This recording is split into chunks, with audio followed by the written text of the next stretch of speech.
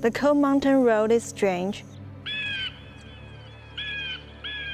No tracks of cart or horse.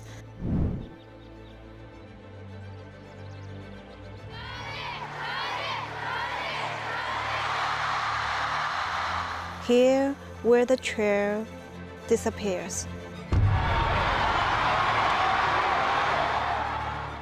Form asks shadow, where to?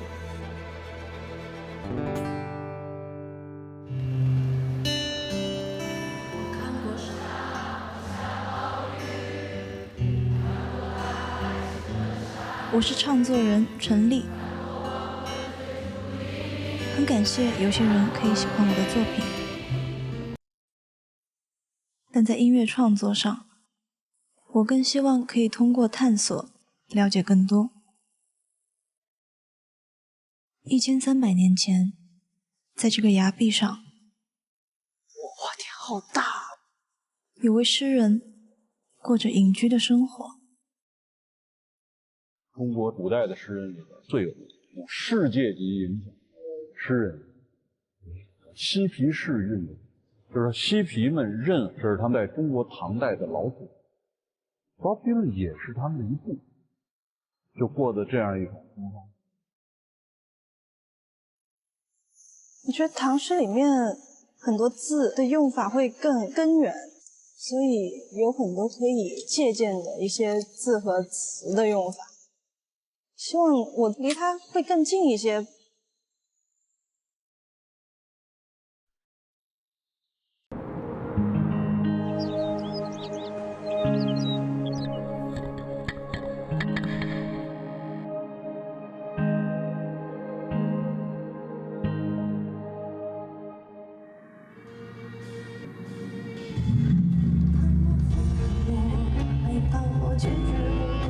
张老师说吉他要调一下。2016年 ，Bob Dylan 凭借极具诗意的歌词，获得了诺贝尔文学奖。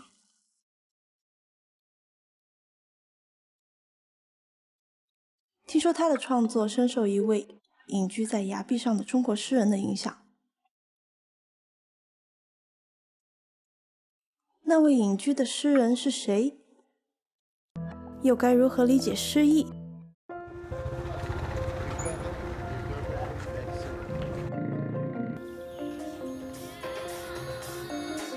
为了解开这些疑惑，我决定去见一位当代中国的先锋诗人。大雅久不作，五衰尽随尘。Bob Dylan 诗集的翻译者西川老师，他不仅会写诗，还知道一些古诗真正的读法。香淡时，兵歌。Nowadays, poets, they seldom feel they are the shadow of ancient poets. When I read ancient Chinese poets, I found almost all of them felt that they have a connection with the poets before them.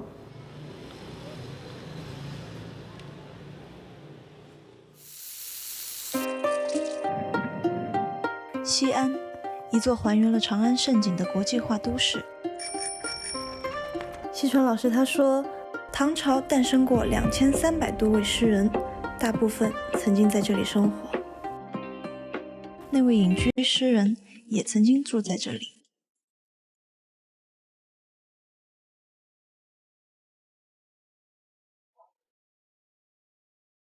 玉露雕上枫树林，巫山巫峡气萧森。江间波浪见天涌，塞上风云接地阴。丛菊两开他日泪，孤舟一骑故园心。寒衣处处催刀尺。西川老师，您好，我是陈丽。啊，你好，陈丽。我读了您好多天的诗。啊，真的，谢谢。你特忙吧？每年都要巡演啊什么的。对，就是演出就不断的。已经发的歌好像已经有100首了。你的歌词不是都是你自己写的？也没有都是，也不多。很多都是网上的粉丝啊什么的写的。古典诗歌对你写歌有没有影响？我没有想过，我只是似懂非懂的觉得好。我想你知道古诗怎么唱吗？不知道。这个李白有一个《子夜吴歌》，我告诉你怎么唱。长安一片月，万户到一声。在这穿越千年的旋律中，我对古诗有了新的感受。如同 Bob Dylan 所说，诗应该被唱出来。可是现代人已经忘记了文字间韵律的美妙，只是机械地使用它们。为了让我有更直观的感受，西川老师带我去到了一个神秘的地方。哎呦，我已经听见那个嘣嘣的声音了。新一代年轻人正在试着用当下流行的方式去诠释他们所理解的诗歌和中国文化。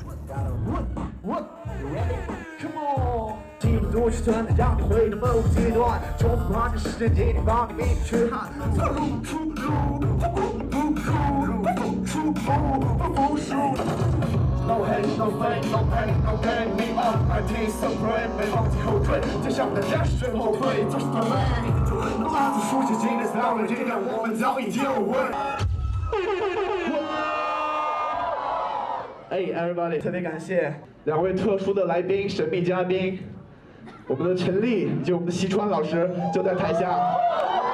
So， 接下来这首歌给我们所有远道而来的朋友们一点西安的。因为一开始楚上，因为毕竟属于舶来品嘛，就是我们想做的是中传的延续性，用一些古诗文里面的典故去传播，让大家更接受。但是现在大家只是很肤浅的在接触。刚才看你演出的时候，经常出一个英文词儿，对 verse。在诗歌里，它有时候指的是诗歌，有时候指的是韵文，它的本来的含义是押韵的。对对对，说唱歌词它有一点考究的地方啊，就是所谓的双押韵、单押韵。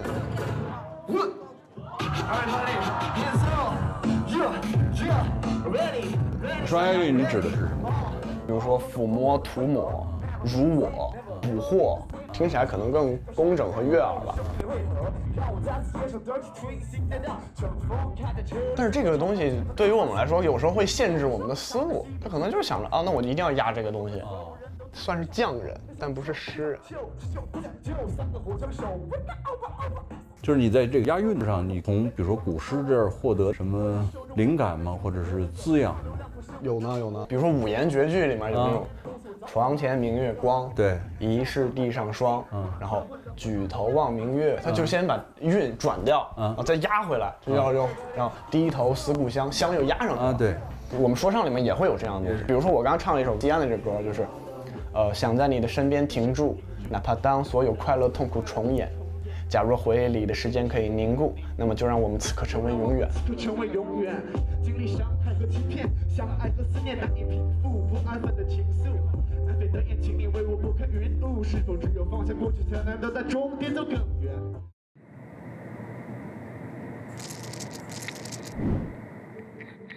我今年6月份在德国看了一玩具。这种东西呢，可以让完全不会写诗的人就能写出来，随便就把它排成一小排。那我要一个红的，要一个标点符号的，然后随便乱抓。这玩具叫做 haiku， 嗨就是 haiku 就是排句，日本的排句。哦，咱们看看能排出什么。红的呢，全是主语 ，my childhood， 我的童年。My childhood lost for sleeping。我的童年为了沉睡而延长。哇，好丰富啊！有意思吧？可以，能弄出好多诗来。这玩具从哪儿来的呢？这个书，这本书叫做《文静秘府论》。中国人自己没记录下古人怎么写诗，但是日本人是当时的留学生，他把这些东西全记下来了。就记中国就是的中国古人怎么写写诗，他就全带回日本去了。这日本人当年在哪儿留学呢？就在这儿留学。哦。所以咱们今天跑这儿来了，这大兴善寺。唐朝那是中国文化的一个疯癫式的一个时代，当时的诗歌，当时的整个的文化，在那个时代已经是登峰造极，全世界世界之都，所以日本人要到中国学习。唐朝300年间，创作了49000多首还在流传的诗歌。诗人们恐怕未曾想过，他们习以为常的创作方法，有一天也会被这个世界慢慢遗忘。这里面讲的就是作诗的事情。说你那个写歌词做不出来的时候，当然你做不出来的时候不会硬做，他们当场就是要你做，他得当场，因为那个人马上要走了，你得送别。哇，做人好难哦！做人好难嘛，尤其在唐朝，你还得会写诗，然后还得预备好了，你写不出来。你看他这块有一句话，叫做“凡作诗之人，皆自抄古人诗语精妙之处，名为随身卷子”。随身卷子，随身卷子就是一个参考书。所以中国古代的那些没有那么大才华的人，他就可以带着这个东西。现在不是秋天吗？你就用到什么词儿了？初秋、孟秋、新秋，然后下边是3个字的，入新秋、入孟秋。比如说这块儿，初秋金风起。来了，这就来了吗？唐代诗歌里边用的频率最高的几个词儿，一个是秋，一个是月。比如说月亮，有一个宰相叫张九龄，张九龄那个有一个诗叫做“海上生明月，天涯共此时”。这个我想跟中国古代的诗人的那个抒情性，跟他那个东西有关系。高手作诗就是高手作事，一句更别起意，向后渐高渐高，不可接上也。越来越高，越来越高，你已经蹬着台阶都上不去了，得往上飞了。那个鸟在那个鱼的嘴里喝水。那你写首诗嘛？这个好难哦，我要拿那个随身卷子写。这一看那个就是鸟落青鱼口。鸟落青鱼口，归闻大泛音。随身带着自己的诗词本，观察身边的一点一滴，再用美妙的词语去描述它们，最后用韵律把它们编排在一起，仿佛听到诗人们心中在歌唱着诗句。与唐朝的诗人们比起来，大多数的现代人的心态已经不会这样浪漫了。兴善寺之行让我意识到，如果想要真正理解 Bob Dylan 以及那位隐居诗人身上的诗意，就需要了解他们是怎么生活的。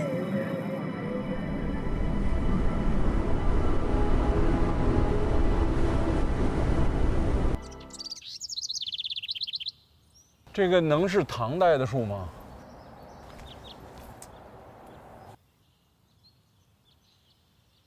鞠个躬吧，给王维。哎呀，王维指的。面对我的新需求，西川老师说带我去见一位唐朝诗人。他的诗与他的生活和那位隐居诗人一样，富有禅意。禅意。王维是个可了不得的一个人。当时唐朝诗歌趣味是王维的趣味，非常的雅，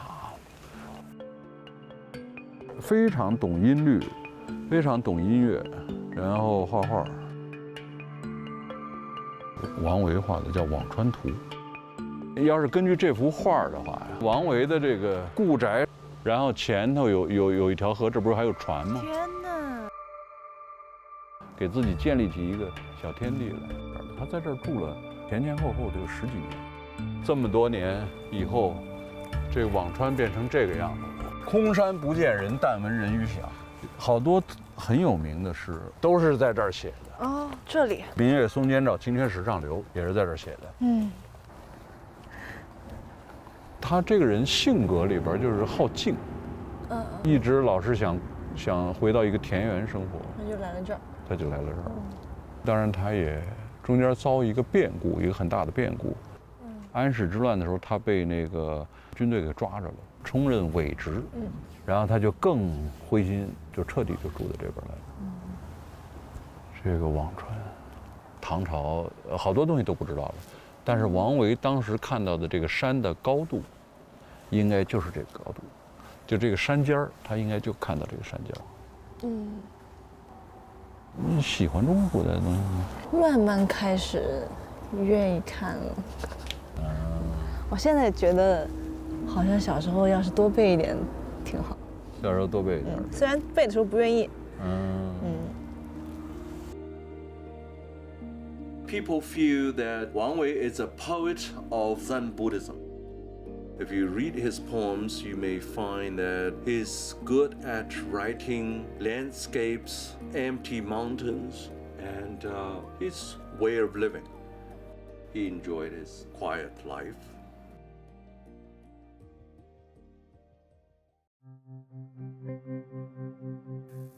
田园、山水、诗歌，带来清静的心境。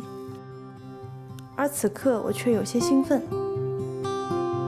告别王维，西川老师为我安排的诗歌之旅就要迎来最后一站。隐居诗人生活的崖壁，他写在上面的诗是如何穿越千年的时间和文化的隔阂，将禅意传达给像 Bob Dylan 和乔布斯这样的人。读一首寒山的诗的英文吧。好，可笑寒山道。The cold mountain road is strange, no tracks of cart or horse. Hard to recall which merging stream or tell which piled up ridge. Here, where the trail disappears, form asks shadow, where to? 你的身体问你的影子，咱去哪儿啊？是哦。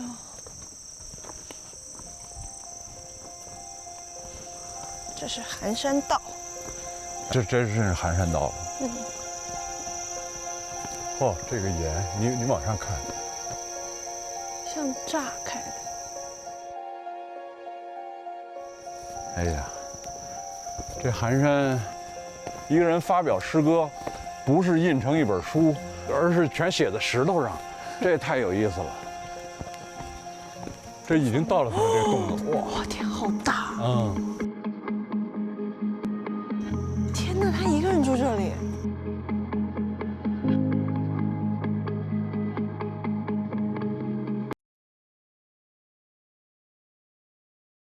你说住这儿每天干什么呀？溜达、发呆、散步、冥想，心无杂念。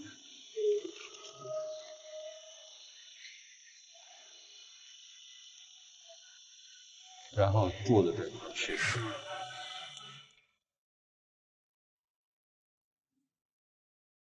西川老师告诉我，那位撼动了西方世界的隐居诗人叫寒山。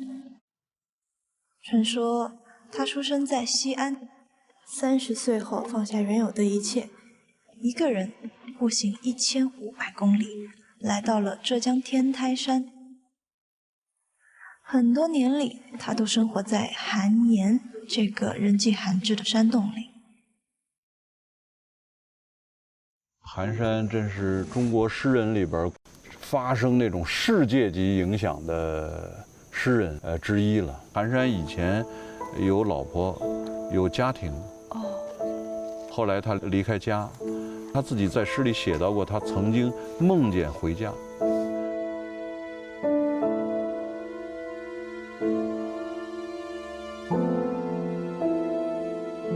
寒山在中国没有那么多的读者，但是在世界上有很多的读者，就是在全世界这个诗人都读过寒山的诗，他影响的那个嬉皮士运动。这个凯鲁亚克写过一本小说，这本书叫做《达摩流浪者》。这个达摩流浪者呢，就是献给寒山的，然后一下大家就都知道寒山了。他就是当时人都瞧不上他写的诗，但是他有2个诗叫做“但得名也，继自明天下”。结果没想到这个天下比过去中国说的那个天下还大，变成于全世界。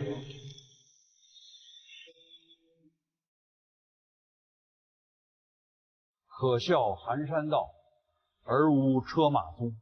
怜惜难记取，叠嶂不知处。寒山也是在一片混乱中，最后选择了他这样的生活方式，而不是那些名利场或者是官场之类的。气路千般草，迎风一样松。此时迷境处，行问影何从？